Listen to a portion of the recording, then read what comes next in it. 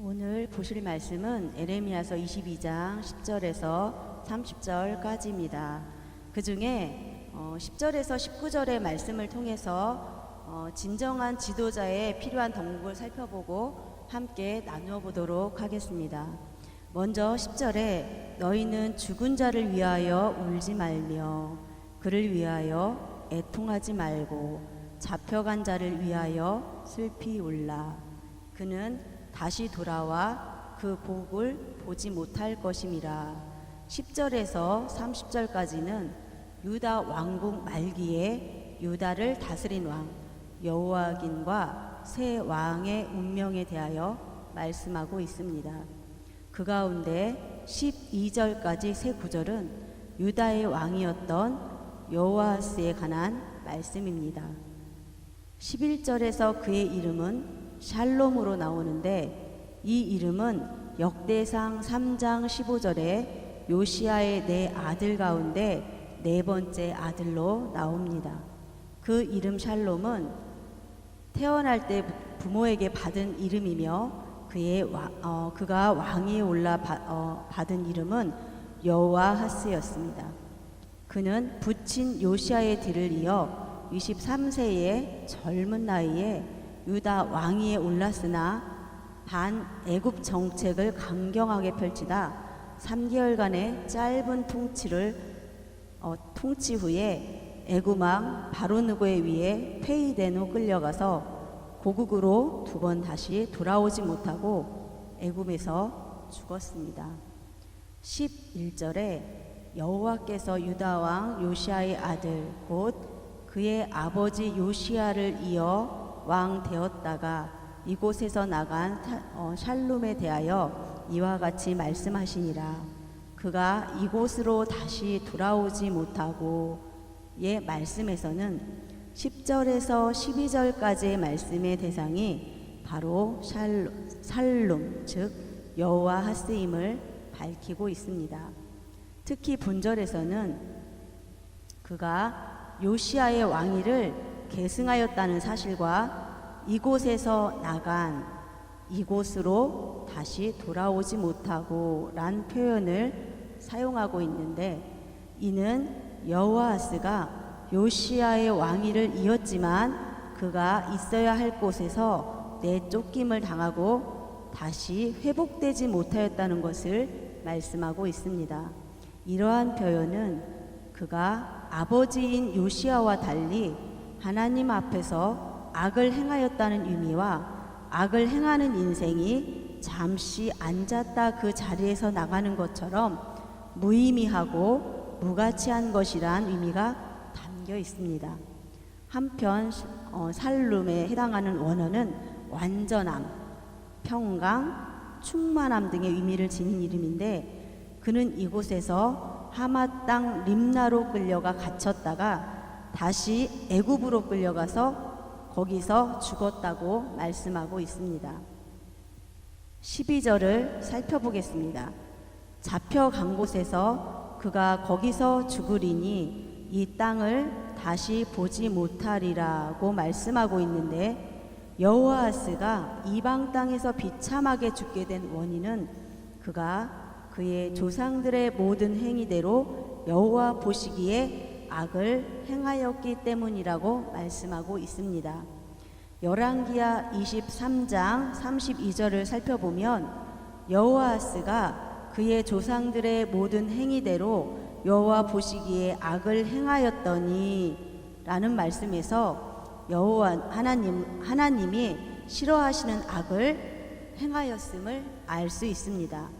그가 유다 땅에서 죽지 못하고 이방 땅에서 객사할 것이라는 사실은 그가 저주받았음을 암시하고 있는데 그는 자신의 이름대로 온전하고 평화로운 생을 살지 못하고 불안한 생을 살다 23세라는 짧은 생을 이방 땅에서 마치게 되었습니다.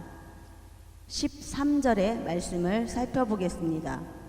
불의로 그 집을 세우며 부정하게 그 다락방을 지으며 자기의 이웃을 고용하고 그의 품삯을 주지 아니하는 자에게 화 있을진저. 앞에 10절과 12절까지는 유다 땅 여호아스가 하나님께 대하여 범죄함으로 포로로 끌려가 돌아오지 못하고 유배지에서 죽는 것을 말씀하셨는데 13절에서 19절까지는 유다 왕 여호아김이 하나님에 대하여 범죄함으로 인하여 매장조차 되지 못하고 비극적 인물로 전락할 것을 말씀하고 있습니다. 그 가운데 전반부인 13절에서 17절은 아버지 요시아의 선한 모범에서 벗어난 여호와김의 불의함과 백성들을 압제하고 안락을 누리는 면모를 책망하는 내용이 다루어지고 있습니다. 그는 유다의 제16대 왕인 요시아의 둘째 아들로서 본래 이름은 엘리야김이라고 열왕기하 23장 34절에서 말씀하고 있습니다. 그의 통치 기간은 애굽과 바벨론을 섬기면서 통치 기간 동안 유다는 외세의 압력에 의해서 좌지우지되며 점점 초라하고 무력한 나라가 되어가고 있었습니다. 13절에서 15절에 하나님께서는 여호와김의 건축과 관련해 그가 매우 독재적으로 탐심과 공명심이 많으며 자기 이름을 널리 알기를 좋아하는 인물이었다고 말씀하고 있습니다. 건축하다라는 의미의 동사 빠나를 쓰고 있는데 이 단어는 문자 그대로 건축을 의미하며 건축 그 자체는 비난을 받을 만한 일은 아니지만 여호와김은 백성들을 과중한 고열로 괴롭게 하면서까지 자신의 왕궁과 여러 건물들을 건축하였던 것입니다.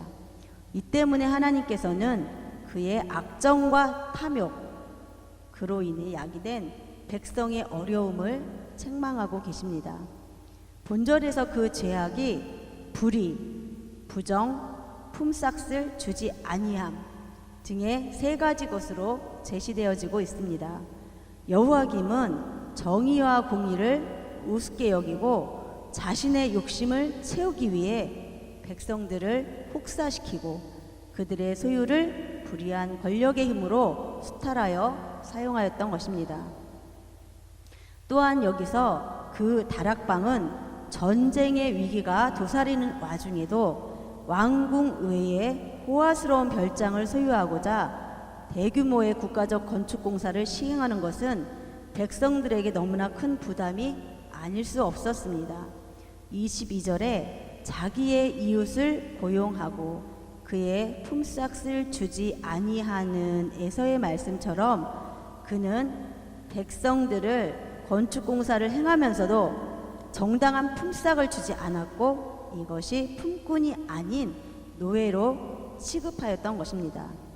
마치 이스라엘 자손들이 애굽에서 생활할 때 바로에 의해서 노예로 취급된 비극적인 일이 선민의 나라 유다 안에서 하나님을 대리하는 통치자로 자처하는 다윗 위에 앉은 여호와김에 의해 재현된 것입니다.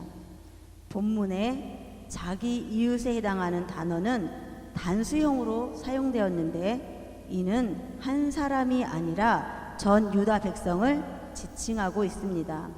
여호와김은 이미 애굽왕 바롯느고에게 조공을 바치기 위해 백성들에게 많은 세금을 걷고 있었기 때문에 그는 이미 백성에게 원성을 많이 받은 상태였지만 그들의 형편을 알아주고 그들의 고난을 생각하지 않고 도리어 자신의 탐욕을 채우기 위해 백성을 고통으로 시달리게 하였습니다. 이러한 행위는 신명기 24장 15절을 통해 그 품삯을 당일에 주고 해진 후에까지 미루지 말라. 이는 그가 가난함으로 그 품삯을 간절히 바람이라. 그가 너를 여호와께 호소하지 않게 하라. 그렇지 않으면 그것이 내게 죄가 될 것임이라는 말씀을 통해서도 알 수 있듯이 하나님께서 엄히 금하신 일이었습니다. 13절에서 19절 전체를 중심으로 생각해 볼 때 왕위에 올라 백성을 다스리는 여호와김은 자연스레 백성들의 지도자의 자리에 서게 되었습니다. 모든 지도자가 그러해야 하듯이 그는 백성들의 신뢰와 존경을 받아야 했습니다. 그러나 그는 존경이 아닌 멸시의 대상으로, 신뢰가 아닌 불신의 대상으로 여김을 받았습니다. 그가 어째서 지도자의 자리에 서 있었지만 인정을 받지 못한 것입니까? 오늘 말씀에서는 그 이유를 선명하게 드러내고자 그의 부친이자 백성들에게 존경과 찬사, 신뢰를 한 몸에 받았던 요시야의 행위를 대비시키고 있습니다. 특별히 이 두 사람의 통치의 성격은 참된 지도자가 어떤 자인지 가늠해주는 표식이라고 할 수 있습니다.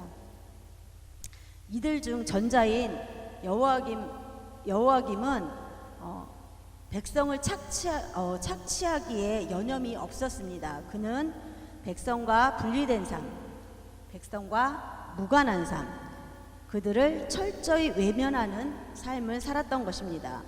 반면 요시야는 백성들과 더불어 함께하는 삶, 그들의 고통을 외면하지 않고 나누며 고통 중에 놓인 자들을 적극적으로 건져주는 삶을 살았습니다. 성경의 달과 같은 성군에 대해 묘사할 때 그가 백성들 가운데 출입하였다는 표현이 나오는데, 이는 물론 자기의 직무를 성실히 수행하였다는 의미도 지니지만 그가 자신이 돌보는 백성들의 삶 속에서 함께하며 그들을 자상하게 돌보고 인도했다는 의미로도 해석이 가능합니다. 이러하였기에 후대에도 모범으로 기억되는 것입니다. 이러한 진정한 지도자의 면모는 구원받은 하나님의 백성들, 하나님의 양무리를 인도하는 참되고 선하신 목자 예수님의 삶을 통해서 더욱 현저하게 부각되어 드러납니다. 곧 우리 주님은 이 땅에서 당신의 공생의 기간 동안 약하고 허물 많은 인생들, 소외되고 연약한 삶을 사는 이들에게 찾아가시어 그들과 삶을 함께 하시고 그들의 모든 것을 함께 하시는 임마누엘의 하나님이신 것입니다. 우리가 그분을 즐겨 따르고 순종할 수 있는 것은 그분을 우리의 영혼의 영원한 목자로 모실 수 있는 것도 다름 아닌 우리의 인생 가운데 모든 필요를 아시고 채우시기 때문입니다. 사랑하는 성도 여러분, 여러분이 속한 모임을 이끄시는 분이 계십니까? 또 현재는 따르는 자이지만 장차 지도자로 든든히 서기를 원하시는 분이 있습니까? 그렇다면 진정 함께하는 리더십을 배우시기 바랍니다. 또 그리스도인 우리는 세상과 구별된 삶을 살아야 하지만 동시에 이 사회를 구별된 삶과 이 사회를 영적으로 이끌어가는 리더로 서야 함을 깨닫고 타인들의 삶을 이해하고 함께하고자 힘써야 합니다. 특별히 갈 곳을 몰라 헤매며 힘겨워하는 이들에게 삶의 방향을 제시해주는 복된 삶을 사시는 성도의 삶이 다 되시기를 바라겠습니다. 기도하겠습니다.